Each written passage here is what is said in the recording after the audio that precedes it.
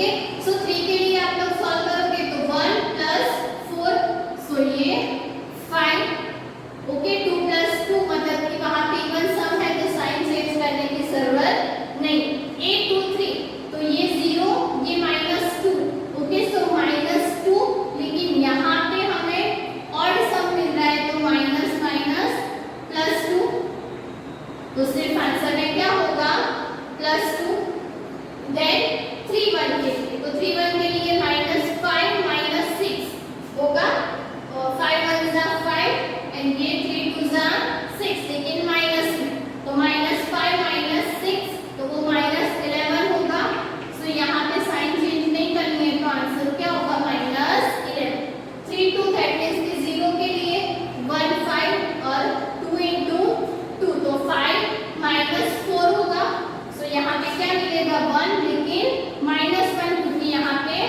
Odd सम होगा same 3 3 के लिए तो ये वाले एलिमेंट के लिए क्या मिलेगा 3 माइनस माइनस प्लस 2 ओके ऐसा होगा 3 1 जा 3 एंड देन ये माइनस माइनस प्लस 2 तो 3 + 2 क्या होगा 5 और ऑड सॉरी इवन सम है तो वहां पे कुछ लिखने का साइन चेंज करने की जरूरत नहीं और कुछ इस तरह से आप लोगों के 9 एलिमेंट्स फाइंड होने के बाद इसको सिर्फ यहाँ पे वैल्यू पुट करनी है ओके सो डायरेक्टली हमारा एडजॉइंट ऑफ ए क्या हो जाएगा 3 -12 6 फिर 1 5 2 -11 -1 एंड 5 हमेशा ध्यान रखना यहाँ पे हमने ऑलरेडी कॉलम को कन्वर्ट करके लिखा है इसलिए मैंने ऐसे लिखा अगर आप लोग रो वाइज फाइंड करते हो तो फिर उसका ट्रांसपोज करके आप लोगों को लिखना है ओके सो दोनों में कंफ्यूज मत होना आप लोग जो भी वे में लिखो आप लोगों को पता होना चाहिए कि एडजॉइंट आप लोगों को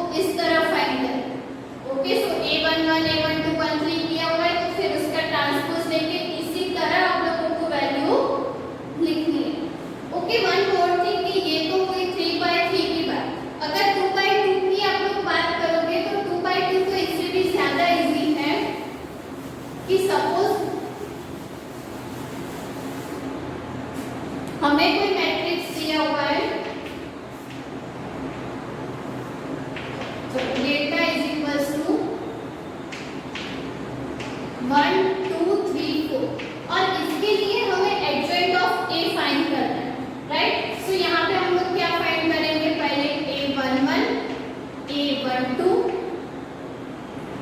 a21 a2 सो a11 जो है वो क्या होगा 4 a12 दैट मींस कि 2 को निकालेंगे तो 3 लेकिन यहाँ पे ऑड सम है तो -3 फिर a21 की बात करेंगे तो 3 के लिए आंसर क्या मिलेगा 2 लेकिन -2 और 2 2 के लिए दैट मींस कि 4 वाले एलिमेंट में आंसर क्या मिलेगा 1 तो इसको अगर हमें लिखना हो तो एडजॉइंट ऑफ ए क्या होगा सो 4 -3 -2 एंड 1 अब इसको और इसको आप लोग ध्यान से देखोगे तो ये वाले जो एलिमेंट है वो सिर्फ इंटरचेंज हुए ये वाला 1 4 एंड 4 1 राइट सो यहाँ पे हमें ऑलवेज क्या करना है इंटरचेंज ओके एंड ये वाले जो एलिमेंट्स है उसकी साइन चेंज होगी सो यहाँ पे हमें क्या करना है ऑलवेज साइन चेंज करनी ओके सो आप लोगों को 2/2 में ऑलवेज ध्यान में रखना है कि आप लोगों को सिर्फ क्या करने है ये वाले एलिमेंट्स इंटरचेंज करने और ये वाले एलिमेंट्स की साइन चेंज करनी है तो आप लोगों को इजीली एडजॉइंट ऑफ ए मिल जाएगा इन शॉर्ट ये फाइंड करने की जरूरत नहीं पड़ेगी ओके सो जब भी 2/2 दिया हुआ हो तो डायरेक्टली आप लोग एडजॉइंट फाइंड कर सकते हो तो ये चीज ध्यान में रखना ओके उसके बाद आप लोगों को नेक्स्ट 2 डेफिनेशन दी हुई है तो वो डेफिनेशन क्या दी हुई है first one is for singular matrix and second one is non singular Matrix so singular matrix किसे कहते हैं कि सपोज आप लोगों को कोई स्क्वायर मैट्रिक्स ए दिया हुआ है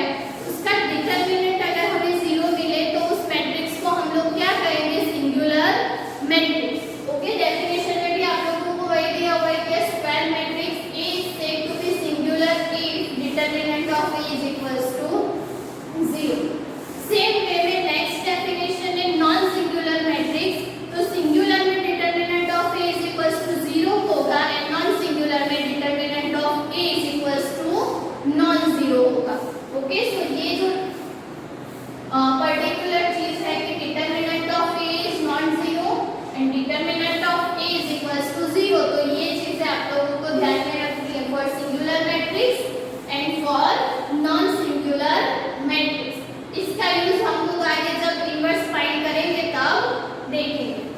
ओके, उसके बाद आप लोगों को कुछ थ्योरम दी हुई है, तो 1 2 3 थ्योरम हम अभी देखेंगे।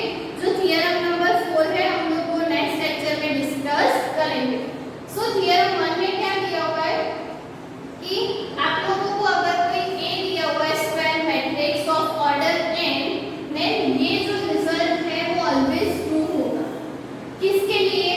सो adjoint of A and given matrix A, इन दोनों का जब हम मल्टीप्लिकेशन करेंगे तो हमें उसका आंसर क्या मिलेगा? डिटरमिनेंट ऑफ ए इनटू आई।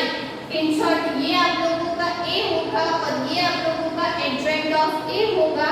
अगर आप लोग दोनों का मल्टीप्लिकेशन करोगे तो आंसर क्या मिलेगा? Determinant of A into I, where I is the identity matrix of order n। Okay, in short इसके लिए आप लोगों को क्या करना है? डिटरमिनेंट ऑफ ए की वैल्यू फाइंड करनी है। सपोज आप लोगों को डिटरमिनेंट ऑफ ए की value 10 milli, so 10 into I होगा। सो आप लोग इसे ऐसे लिख सकते हो 10 0 0 0 10 0 0 0 10। सो कुछ इस तरह से ये determinant of A into I work करता है। ओके, सो ये चीज आप लोगों को ध्यान में रखनी है। Okay, so 10 I, okay, that means कि determinant of A into I आप लोगों को वेरीफाई करना हो तो आप लोग इजीली कर सकते हो। इन दोनों का मल्टीप्लिकेशन इज इक्वल्स टू क्या मिलना चाहिए? तो इसका डिटरमिनेंट का आंसर फाइंड कर दो और उसको आई मैट्रिक्स के साथ मल्टीप्लाई कर दो, तो आप लोगों को दोनों आंसर कैसे मिलेंगे? Always equal. So as a result इस थ्योरम को आप लोगों को ध्यान में रखना है। इसके रिलेटेड एग्जांपल इसको वेरीफाई करने के आप लोगों को एक्सरसाइज 4.5 में दिए हुए क्वेश्चन नंबर 1 2 एडजॉइंट फाइंड करने के हैं और क्वेश्चन नंबर 3 एंड 4 जहां पे आप लोगों को ये चीज वेरीफाई करनी है। ओके, सो वो आप लोगों को होमवर्क में करना है। नेक्स्ट थ्योरम क्या कह रहा है कि अगर A and B non singular matrix है, दैट मींस कि उसका डिटरमिनेंट वो है क्या होगा? Non singular. Okay, so non singular matrices of the same order, तो वहां पे मैट्रिक्स जो आप लोग ले रहे हो मतलब कि ए एंड बी अगर आप लोग ले रहे हो नॉन सिंगुलर है, ऑब्वियसली वो स्क्वायर मैट्रिक्स होंगे और सेम ऑर्डर के होंगे। ओके, सो स्क्वायर मैट्रिक्स भी होने चाहिए, सेम ऑर्डर के भी होने चाहिए। तो आप लोग कह सकते हो कि अगर A and B non singular है तो A B and B A B क्या होंगे? Non singular matrix of same order. In short कभी भी आप लोगों को ए बी भी नॉन जीरो मिलेगा एंड बी ए बी क्या मिलेगा? नॉन जीरो, दैट मींस कि उसका डिटरमिनेंट। तो फर्स्ट आप लोगों को ए बी फाइंड करना है, देन उसका डिटरमिनेंट फाइंड करना है। आप लोग इजीली वेरीफाई कर सकते हो कि वो कभी भी जीरो नहीं होगा अगर A and B non singular है तो। ओके, सो ये जो थ्योरम्स है वो आप लोगों को विदाउट प्रूफ सिर्फ एज अ स्टेटमेंट आप लोगों को ध्यान में रखनी है। ओके, थ्योरम 3 आप लोगों को दिया हुआ है तो वहां पे भी सेम चीज कि अगर आप लोगों को दिया हुआ है कि the determinant of the product of matrices is equal to the product of their respective determinant, that means कि अगर आप लोग प्रोडक्ट का डिटरमिनेंट ले रहे हो तो वो किसके इक्वल्स टू होगा? Determinant of A into determinant of B. So ये भी ऑलवेज ट्रू है।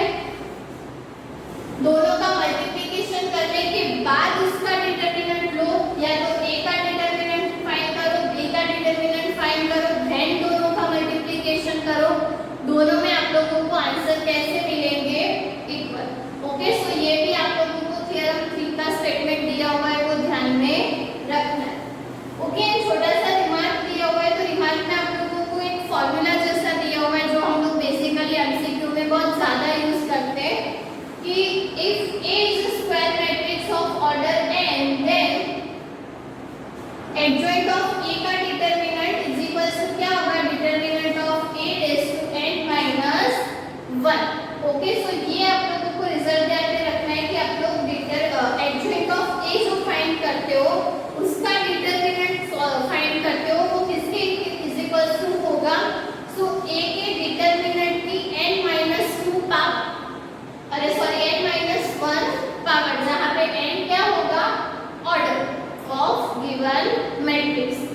ये भी आप लोगों को एज ए रिजल्ट अच्छे से याद रखना है।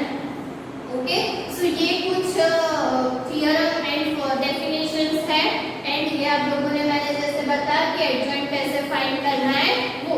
उसके बाद आप लोगों को थियरम 4 दिया हुआ है, तो उसमें आप लोगों को इन्वर्टेबल की डेफिनेशन या उसके अकॉर्डिंग एक स्टेटमेंट दिया हुआ है, तो उसका यूज करके हम लोग इनवर्स फाइंड करेंगे। ओके, सो एडजॉइंट तक आप लोग अच्छे से लर्न करना, इसके बाद हम लोग इन्वर्टेबल की बात करेंगे। ओके।